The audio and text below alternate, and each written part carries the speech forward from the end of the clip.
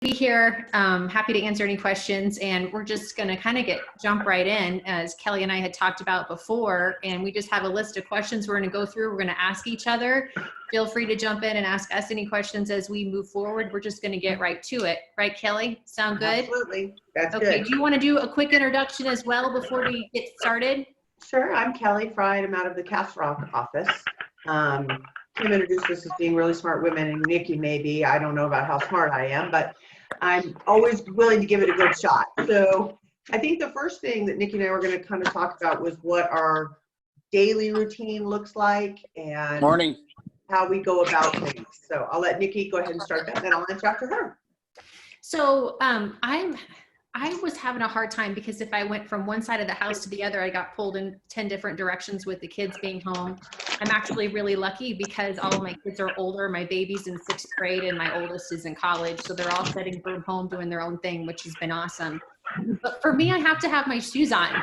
So if I shower, get ready, and put my shoes on, I am in the mindset to work, and that seems to kind of push me to get going and get fired up. We have switched all of our gyms to online courses, so now our F45 is online, so I like to get that workout in and do some community involvement.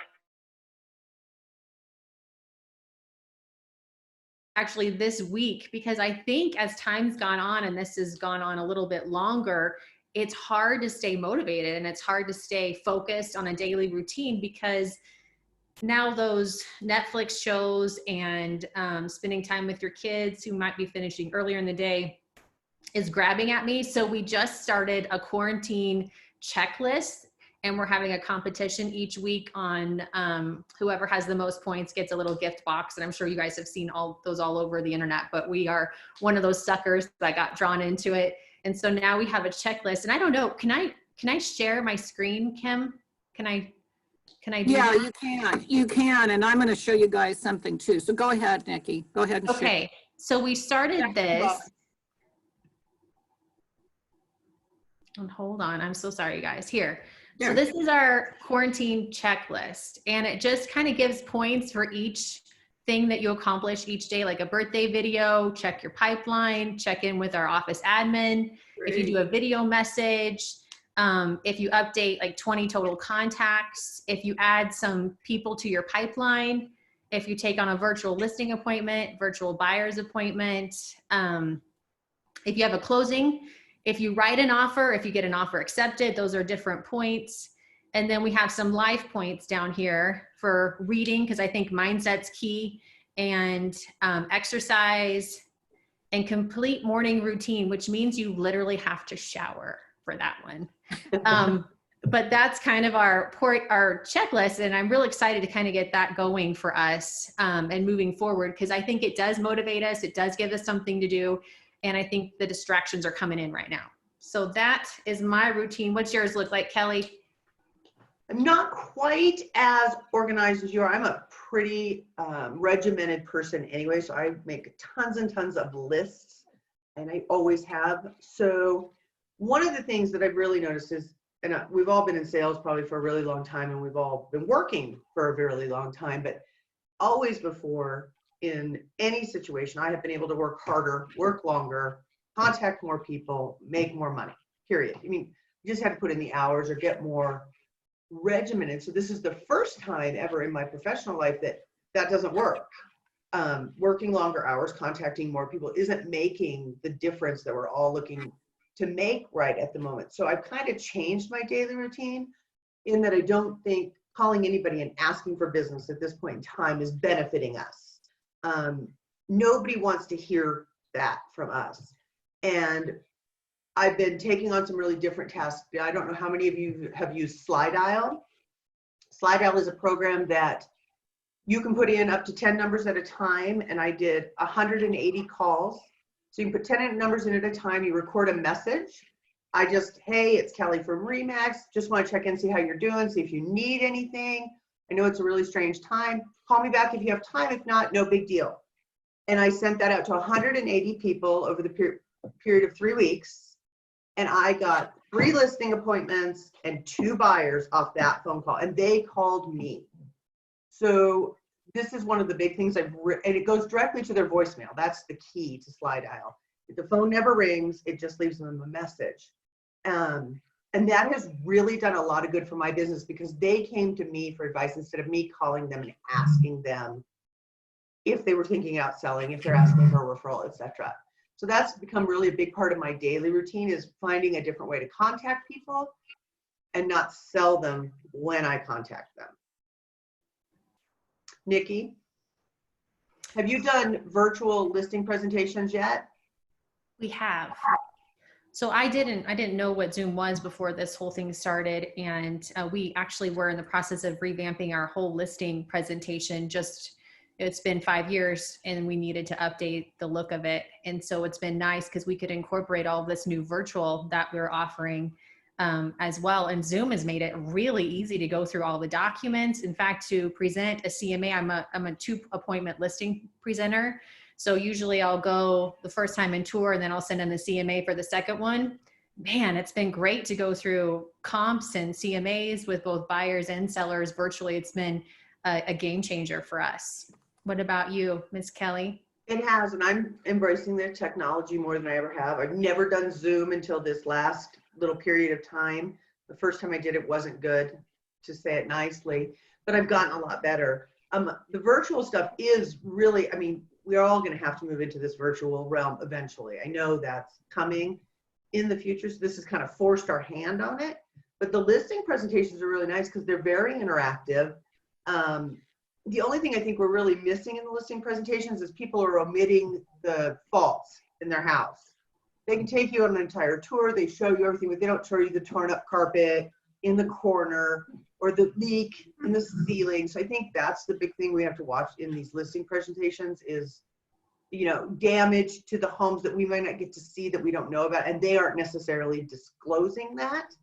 So I think telling people up front, you know, you really need to tell me if there's something wrong, show it to me on video, etc., so that I can see really what we're dealing with. I think that's an important part of that listing presentation.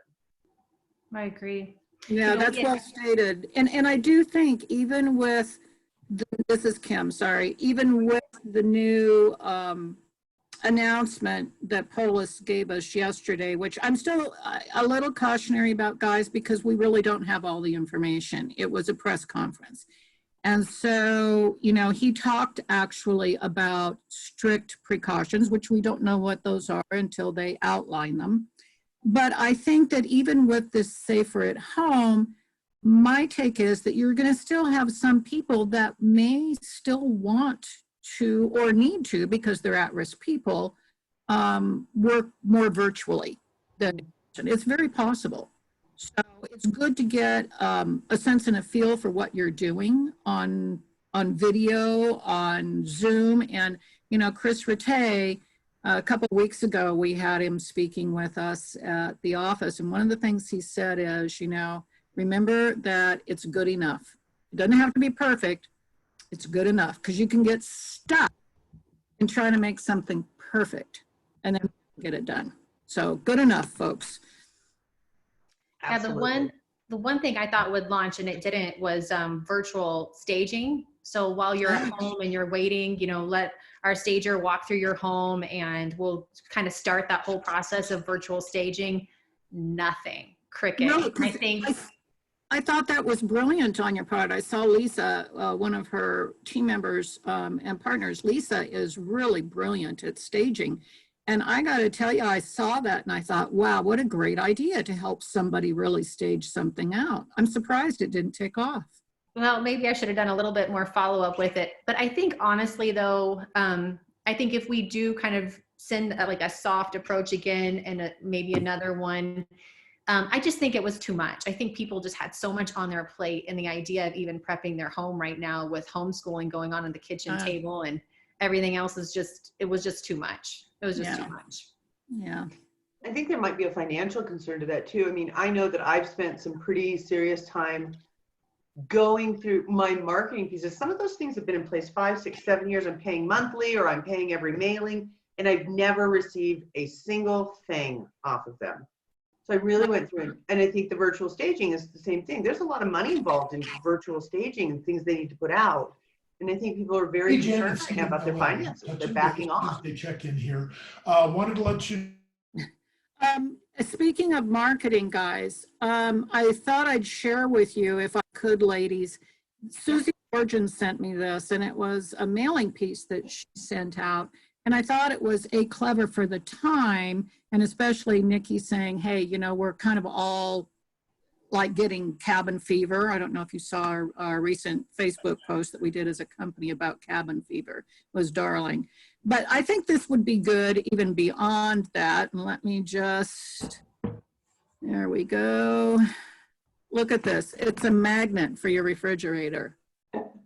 So it's so cute because it shows a kid can go up and say how they're feeling, or my husband could actually go up and say how he's feeling today.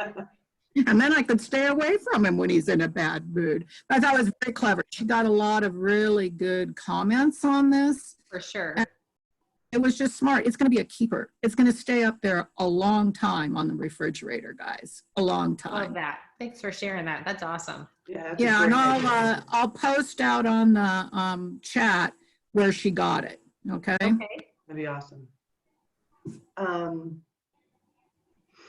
Nikki, what are you doing to stay more connected than you were, or in a different way? So, you know, I was lucky enough to be on this mastermind meeting that just slapped me across the face, really, when this whole thing took place. And I have not entered the realm of video, and I had no desire to. I didn't want to do it, and it made me question myself, because he talked about, why are we letting fear stop us? And I really had to stop and think about that. You know, what in my life, I used to just jump in with both feet. Let's do it. Let's go. I didn't even think twice. And now I have to overthink and overanalyze everything. Excuse me. And so he had said, you are the creative ones, and you just don't know how to implement it. And it's so true. That's for me. I didn't have anyone to create it. I didn't have anyone to design it. I didn't want to learn it. I didn't have the time to learn it. And so I have these college kids home for, like, one goes to Chapman University, and he's majoring in editing, like movie editing. And so we just jumped in. We started doing these video chats once a week. And it's really simple once you start using it. It's just the scary part of getting over the initial process. And so we started Raw and Real in Denver. And it's just like a happy hour on Thursdays where we bring in a guest and we talk to them. We have a cooking class. So we have Shelly with Bella Bistro. She's creating this little cooking class for dads for Mother's Day so that they can make breakfast in bed. And then we're going to share that with all of our clients. This Thursday's call, we actually have a life coach. That's amazing. He was talking during one meeting that we had, and he caught me, he like hit the heartstrings for me, because what he had said, and I'll just like quote it. He said, what if this moment in your life was your greatest opportunity? I wasn't looking at it like that. I was just trying to survive and spin my wheels. And I thought, well, what if this was my greatest opportunity in life? And am I looking for that? And then he also said the greatest lessons of growth in life usually occur in the face of trauma and suffering, because in those moments you discover that you are far more than when you are warm, safe, and dry. And it's so true, right? Like we actually grow stronger by going through all this heartache. And so he's speaking on Thursday. My book club's coming. Our lady friends are all coming. Like everyone's so excited to hear him speak on Thursday. So I guess I'm just trying to connect and be in front of them through video, but offering things of value that's not market stats and showing properties in their face all the time. Are we doing that? Yes. But are we trying to connect on a different level? Absolutely. So that's kind of what we're doing on the connection of our clients. What about you, Kelly? What do you have going to stay connected? You had said I'm doing more on the hyper local. I've sold a lot of houses right in my neighborhood, right around me. So a lot of my neighbors are people that I have actually dealt with and sold to. So I've been really making an effort. We had a happy hour over the weekend on my driveway, which is huge. Everyone got a square. Couldn't have more than 9 people because each square is 10 by 10. But it was really helpful to have people come out. People are getting a little cabin fever. They really need to be out of their houses and just talk to other people. We're also social by nature in sales. it's been a nice break, actually, I think for a lot of us, not to have to talk all day, every day about the weather, you know, for 30 minutes at a time. So that's kind of been a nice break. But in addition to being hyper local, spending a lot of time outside, spending a lot of time outside with the dog, I have a marketing piece that goes out every month called Lucy's Log, which is my dog. And it Oh, my talks about daughter's Lucy. That's cute. market statistics and what's going on in our neighborhood. People won't open it with my face on it, but you put a basset hound on it and they open it right up. So I do have a marketing piece with the dog. I've been doing that. I've also been spending a lot more time on social media. Marketing. I've been posting like a home of the day, and I've been, by the week, and I only post homes that are kind of unique, that have something special about them. I went through Lifestyles of the Rich and Famous last week and only posted multi-million-dollar homes. And actually, they were getting a ton of hits. People want to see how the $10 million people live. They want to see those houses. But more than anything, it's just keeping them engaged. It makes them look at my page. It makes them look at me. I did apartments, condominiums and townhomes. I did Lifestyles of the Rich and Famous. I did Mid-Century Modern for a whole week. And just looking through different listings and trying to find things that were really unique about those listings, things you don't see every day when we're touring houses. We mostly look at tract homes for the most part. They're all very similar. So really tried to pick out some new and interesting things. And it's not for the sake of selling that house. It has nothing to do with that. It's just to keep people engaged with me on a daily basis. They look to see what the house is that day. Happy birthday videos. Tell the same old with the cards. Just checking in cards, anniversary cards, birthday cards. More of that than I've ever had time to do. And I am going to try and keep that up. I have Those found work, don't they? I mean, the Yep. birthday cards and the anniversary cards are probably my biggest response piece I ever sent out since I started. When I had some design, there's a website called Fiverr, Fiverr. Yep. And you can go on this website and get anything for like $5. You want your logo redesigned, $5. You want a moving signature on your email, $5. You can get almost anything done by all these graphic artists that do an amazing job. They really do. And they bid on the job. So you can really get it for a great price, but like it'll have it write your signature on your emails while they're looking at it. It has moving logos. It has letterhead. It has graphics, videos. It's really a great resource. It's called Fiverr, Fiverr. And everything is really inexpensive. It's a lot of college kids with, digital and marketing degrees and art degrees, but it really is worth it. And you can pretty much get anything you want done on that site. And that's one of the things I've done budgeting wise too, is really take advantage of these young kids who need the work, they need the experience, and they use the pieces to show in their resumes and in their books, and we get the deal, so it really works out well. So besides Zoom, Kelly, are you using any other software or trying out any other software with any of your virtual that you're doing? Not really. I'm not overly comfortable with the video conferencing platform. It's not my favorite. I hate the way I sound and look on video. It just bothers me. I think you look and sound great. Great. We're so critical of ourselves, but I'm not a big fan of it, and I think it makes me somewhat uncomfortable. So I use it when I need to, but I try to avoid it when I can. I'm hoping that with the change in the regulations, we'll at least be able to go back to one-on-ones again, where you're meeting with a client, even if we have to wear a mask or gloves. I'm really hoping to get back to the face-to-face, which is, I think, where we all shine. That's why we're successful being real estate agents, is because you can connect with somebody pretty quickly, but it's harder over video, I think. So there's this software, it's called StreamYard, and I'm addicted. I absolutely love it. And it's what we're doing our virtual tours with. So it has you on one side of the screen. And if you go to my Facebook page, you can see our open house that we did this weekend. And you can see like our raw and reels in Denver, our happy hour are done on the platform. But you can stream your live video on Facebook Live, on LinkedIn, on YouTube, all at the same time.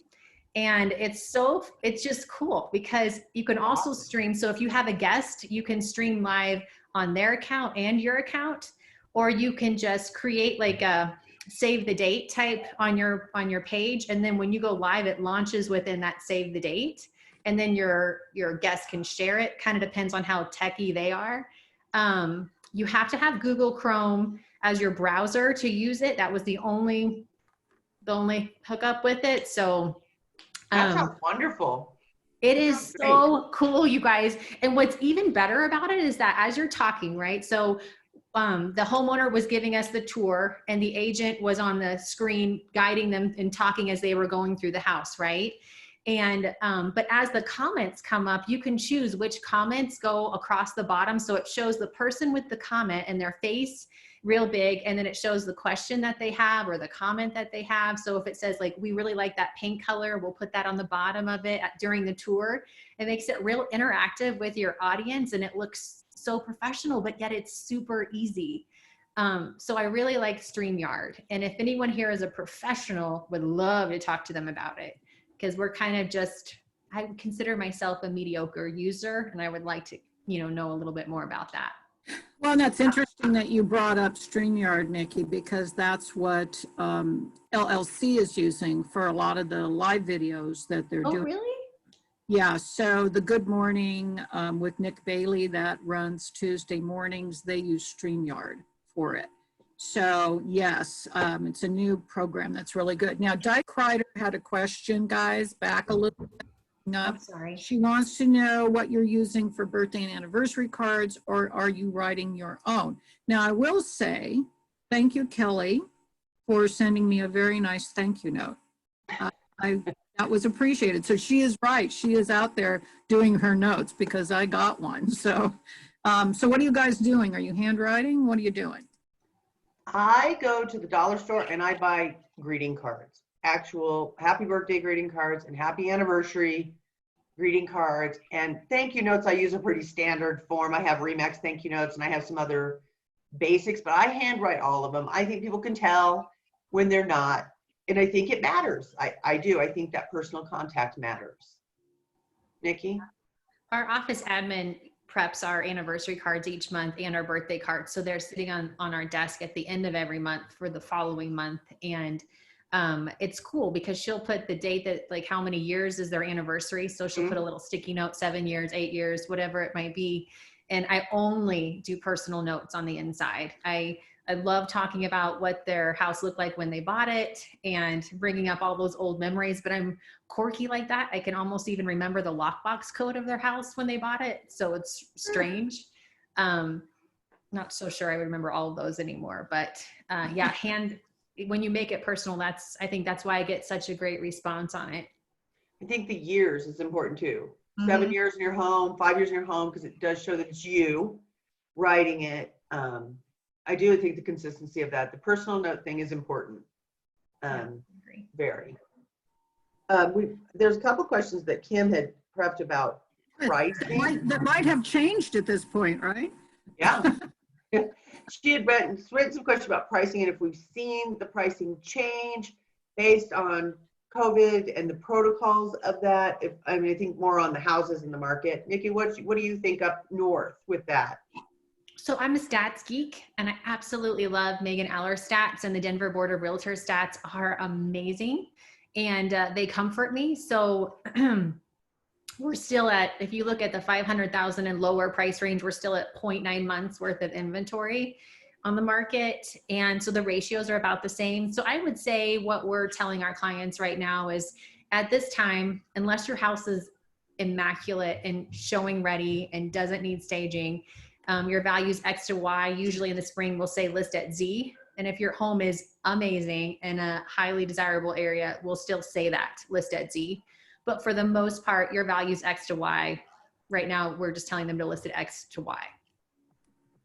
I think she's exactly right. Prices aren't quite as high. And again, I think we're missing a lot of the latent defects. We're not getting all that information right up front.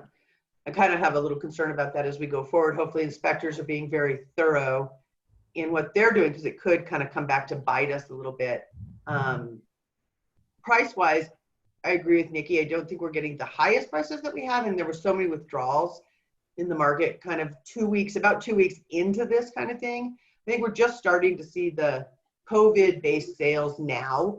coming through. Everything up until about last week was stuff we had probably put under contract prior to the whole stay-at-home order, etc. And now we're really kind of to see where it is. But if you're watching just daily on RE Colorado, the number of houses coming on the market is still decent. And the number of houses going under contract, although not as high as it was, it's still happening. It's still happening every single day. And I'm hoping it's happening based on virtual showings. I think some people are not being as honest about that as they could be, but I don't think it's the big agencies. I think it's the little independents, more so the single family, the single broker or the small brokerages who are still going out and showing. I saw a house on the street from me went on the market and it had at least 4 showings last Saturday. I saw the people there. So people are doing it. That's a good point, Kelly, because the truth of the matter is that not every licensed person in the state of Colorado to sell real estate is a realtor. Absolutely. And the ethics are not the same. Exactly. And a lot of the information that we received and the directive we received was from the Colorado Association of Realtors, which I'm sure those little onesie-twosie people just like totally ignored. So, which may have squirreled the whole deal earlier for everybody else. But anyway, I have a question for you guys. Do you feel that there's going to be a surge with this quote unquote lifting, be safer at home? And we shall see what happens. We shall see. But do you think there's going to be a surge of like pent up people that were waiting? I do. I have listings waiting for this to be better. I don't think it's going to be solved anytime soon, but I do think it's going to get better and people will be able to come out and look at homes again. And I think that's the key. So I do see is when they lift this order, a surge of houses coming on the market. Nikki? I think it all just comes down to consumer confidence. And I'm not for sure if we'll see, I know we've had a loss of sales and I think we can just bet that those people that didn't list are probably not going to list. I mean, there's some that are waiting for the most part, but consumer confidence, and it's not just COVID-19. You also have the oil industry right now that's in, I mean, that's way before this took place. So I just think, when people start to feel more comfortable, I think we'll start to see them come back out and start looking. And that's when I'll be able to, I think we'll hit that surge. And, last year we had a late sales market. Last year, people weren't listing in April. They were waiting until the end of May when their kids were out of school and everything else. And I think right now we're kind of hitting that natural time frame when they were originally thinking that they could do it. So I think we'll see a healthy market. I don't know if we'll make up for sales loss though. Thanks, ladies. I think too, part of that is, are people going to be able to go back to work? Bill Goldberg, you're on here. Bill is the president of Home Mortgage Alliance, who they've been so instrumental in where we are. So Bill, from a mortgage standpoint, that's an important piece of the puzzle. Do you want to share a little bit about what you guys are seeing and Yeah, absolutely. Hello, everybody. It's great to be on here. Thanks, Kim. Well, right now, from a mortgage perspective, rates are still really low, obviously, but the biggest concern we have is really just the continued employment issues and challenges that are being experienced. So, Kim, going back to Governor Polis's statement, if people start to get back to work and can get back to more normalized income, it does free up a lot for us. The big thing right now is verifying that people are still employed. We're doing that actually one day ahead of funding now. Also requiring, what's that? Yeesh. Yeah, I know. You've had to say so sorry to some people one day ahead. We knock on wood, we have not run into that as of yet. Because we're still also confirming a few days ahead of closing as well. So we're trying to, there's a very tight window at the end where we're making sure nothing has really changed. And that's really the key challenge that we've run into, is really just the continuation of income and impacts to income that the crisis has caused, and secondarily that people are actually still employed at the time that they're funding their loan. Yeah. Yeah, and kudos, and this is a shameless plug from me for Home Mortgage Alliance, just to be honest with you guys, but kudos. We have one of my staff, one of her very good friends, actually works in the restaurant business. And we've all been sitting on pins and needles to make sure that she is going to be closing on her condo.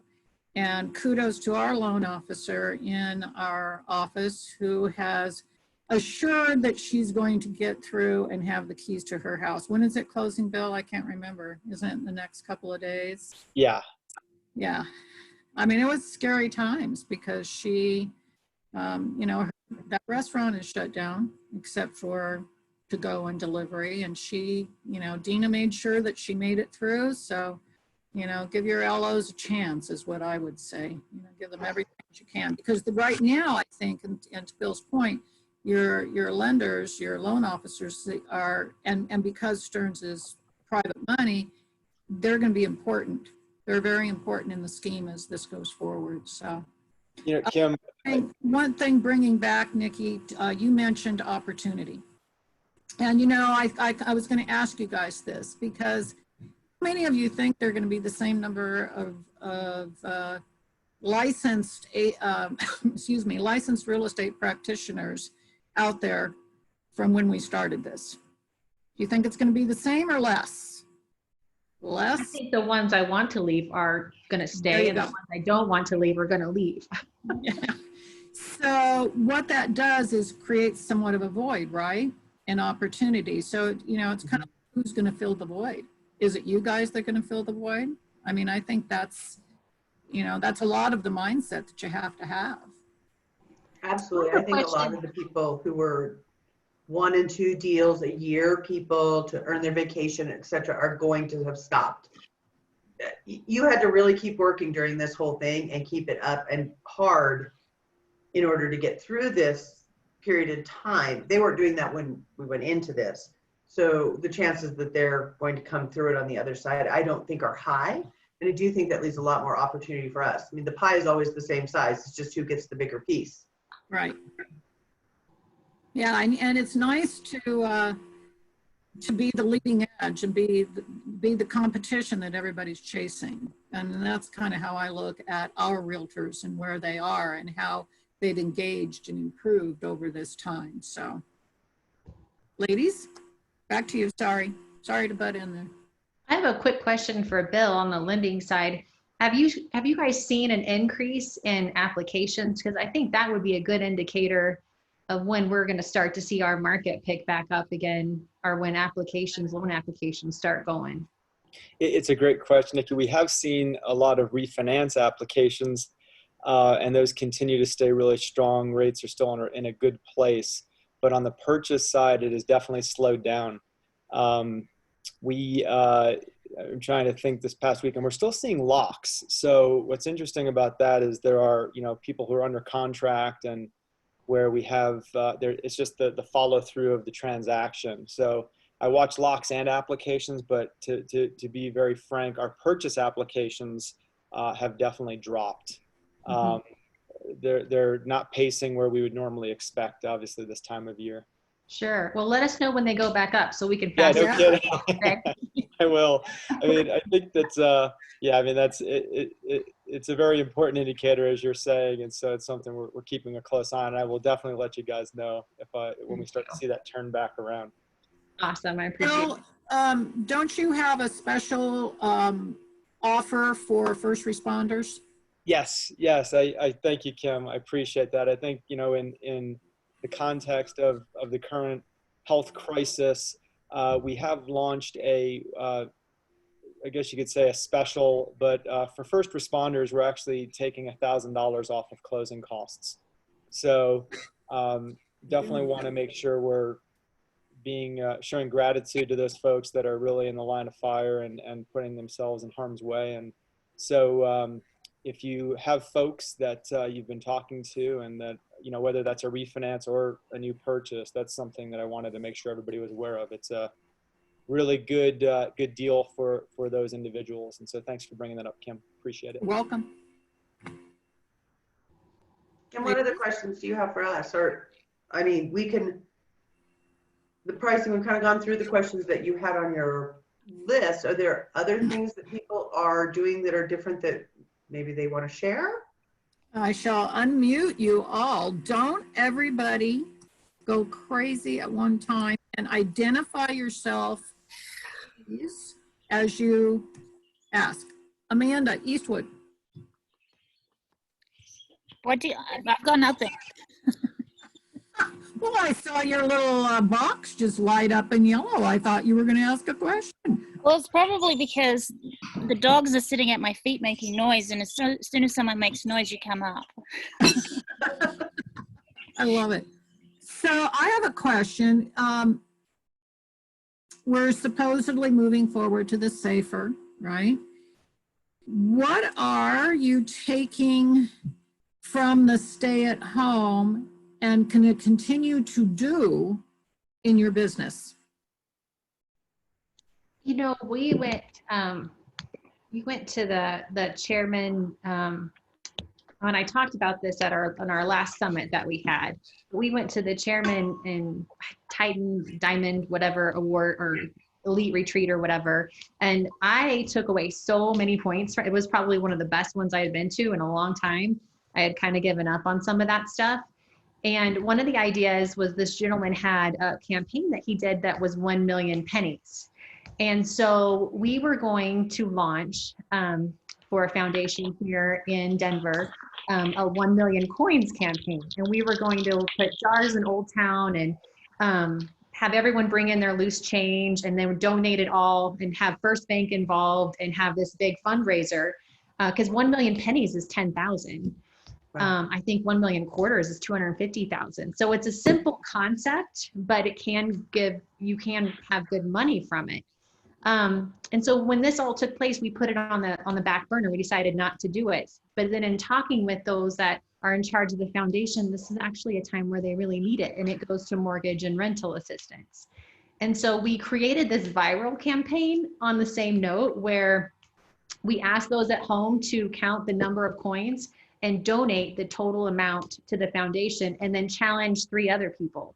So we kind of created a more simple concept, which would have had me carrying money around and having it at the office, and it would have been somewhat of a disaster.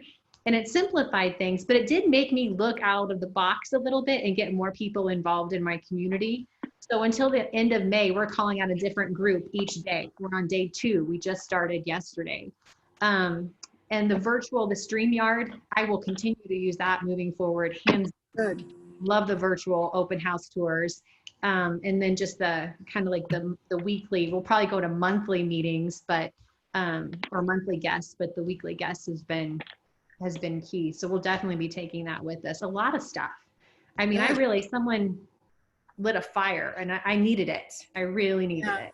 So. And I'm glad you said that because I think that is true. I think that we've all, of the Zoom meetings, I kind of tease that I'm Zoomed out, a lot of them, but I think they're incredibly worthwhile for connecting with each other when perhaps in busy days you don't. The other thing that I've seen is a lot of people are really paying attention to their getting designations. Yes. Kelly, what are you seeing? What are you going to take away? I did do some education during this thing. I got the iBuyer thing. I had my SRES and I did some updates on that, etc. Things that I think will benefit me. I am a huge worrier. So I stay awake at night and worry about, oh God, he walked to the house and did he see this? And did they, I wake up at 2 and I spend a good 2 hours thinking about what I need to do, etc. And during this time, for the first time in a really long time, I've stopped doing that. So I'm going to really try and keep up with that. I've also been doing some volunteer work that I tend to put off when I'm busy. And I do animals, not people. They're in some ways, nobody can be upset or in a bad mood for a bunch of puppies. Can't do it. So, and I tended to, if I got too busy, I didn't do it. So I'm going to keep that up because I do really think it changes your viewpoint. Not all of us are as fortunate to live the way that we do or to have the things that we have or to fight for the fact that we want to go shopping again kind of thing. Not everybody has those liberties and those benefits. So I think keeping that in mind, that a lot of people don't live like we live, and they don't live in $500,000 houses. That's just not the norm for everyone. Kind of does make you look at things from a different perspective. Yeah. Well, and I think perspective, throughout all this, perspective has been incredibly important, at least in my world, because, you know, there's not a day that goes by that I can't think of a blessing or a miracle in my life. And, you know, as you said, Kelly, there are so many people who have been really negatively impacted by this. You know, somebody who, you know, a loved one laying in bed on a ventilator. And I mean, that's scary stuff. So the perspective is, although this was short term and much shorter term than we would ever have suspected. Yeah. Yeah, we're very blessed in how we are able to function here. So Well, and I think we all want to go back to the normal as quickly as possible, but I think caution is definitely warranted in this case as we move forward and open the offices and people are going back in every day, or front office staff, people like that. They're the risks in this. We have the right, we can come and go as we wish. We can kind of do our business as we want, but front offices, stuff like that, they have to be there, and we need to make sure we're protecting them too. well, and isn't back to normal kind of an interesting phrase? I mean, personally, I'd prefer not to go back to what we were. I'd rather stay in, you know, people actually taking care and seeing kids and families walking on a street or going to the park, and having a different view of what's important in life. And no traffic has been a blessing. I just have to tell you. It's been lovely. I don't know. I'd rather have a new normal. That's what I would hope for, is a new normal, you know, where people show gratitude and are kind and polite, and, you know, that would be lovely. Ms. Nikki? So you guys, one of the questions I had put on here, which is interesting, because doesn't November seem like 10 years ago? Doesn't March seem like 10 years ago? If you can think back to what you talked about at Power Summit, if you can remember some of the tips, some of the ideas that you said then, are you still doing them? What are you continuing to do from before COVID? I personally, I've done all those tests and all those quizzes and everything else. I'm a relationship seller, period. There's no doubt about what I am. And so I really haven't changed anything. I do believe it's about the personal contact. I believe it's about knowing their kids' names, about knowing where they went on vacation. Those are the people who come back over and over. So I continue to write the notes and do the happy anniversaries and do the happy birthdays and call just to see how you are and do you need anything during this. So a lot of that has stayed the same for me. The harder part, you know, the constant looking for business, calling people to say you or anyone you know want to sub all that stuff has really split off, and I haven't really seen the business change that much. So I am starting to think that the personal relationship, focusing on that, will move your business forward probably as much as anything else. Nikki? I don't think there's been much change, and besides doing our 1 million coins campaign differently than what we had talked about and what we do marketing wise, but definitely going to enhance it. It's so cool, all these new technology that we can jazz it up, and I'm definitely going to spend the money for Matterport now. I feel like I've been a cheap agent this whole time, not paying for it, and now my first couple of listings, I highly regretted not having it. So you know, some tweaking and changing on that perspective, but and definitely messaging. I think it's been a time to really reflect on your message and connecting in a different way, and I've truly enjoyed that. Well, and that's a very powerful statement, you know, really looking at your branding and marketing and who you are, and, you know, where you want to take it and what you want to provide, I think is a big deal. And, you know, having time to reflect on that, which we all have, and, you know, what is the message that you want to send to folks? And if you guys who are listening, hopefully you've all taken the opportunity to do that, because that is powerful. It is who you are with the consumer and how you present. So, oopsie, chat. Oh, Kristen says she started exercising every day. Yay. And she's not going to neglect it again, which, and I know Nikki is especially with 2 gyms, she's a diehard fanatic about working out. So I think it keeps you sane, doesn't it, Nikki? Oh yeah. My poor kids if I didn't. My poor husband.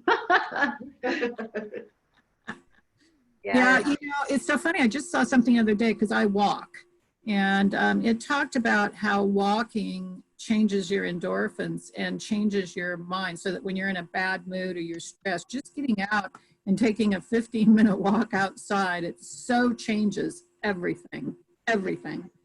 I think too, from a whole perspective, didn't we all kind of prove in many ways that it's okay to work virtually? That you can do it. You can work virtually. So I think that's been interesting. And I think, we're going to see a whole lot more of it. So, okay. Does anybody have any comments, questions, additional thoughts? Oops, I unmuted you guys. So just again, identify yourself. Yeah, go, listen to podcasts. I'm going to be real, Mary Jane, I listen to music. I have a very eclectic music list, so that's what I listen to. And tomorrow, I can show everybody how to make a disposable mask out of a shop towel. So that's what You learned something new, MJ. I'll tell you, show you that tomorrow. All new talents we have all learned, right? God bless you, Craig. Anything else for the good of the group that you guys want to share, Kelly and Nikki, or that somebody wants to ask? Well, I appreciate you guys having me. Today is Tyler, who just walked in. It's his birthday. He turned 19. And he's the one that named me Mama. So it's a good day. It's a good day. Happy birthday, Tyler. Woohoo! Yeah. Happy birthday. It's exciting. Thanks for I having me, appreciate you Kim. doing these, Kim. This is awesome. It's Oh, how thank I've you. grown and learned and everything. So this last 30 days, it's been great. Yeah, we've got a Awesome. couple more. We've got one tomorrow and then one again next week. And then one of the things I'm hoping to do is continue to engage everybody on these Zoom meetings and have maybe a 1 hour of very specific training on one thing. So like maybe, Nikki, volunteering you, maybe you could do a 1 hour on StreamYard. Oh, I'd love to. Wouldn't that be fun? We might navigate in a few circles here and there, but yeah. That's okay. We'll figure it out. So just, planning ahead, those are kind of the thought processes of planning ahead. So. Sounds great. Nice. Okay, guys. Thank you. Have a blessed day. You too, Thank Kim. you, Kim. Thanks, Kim. Bye-bye. Bye. Thank you.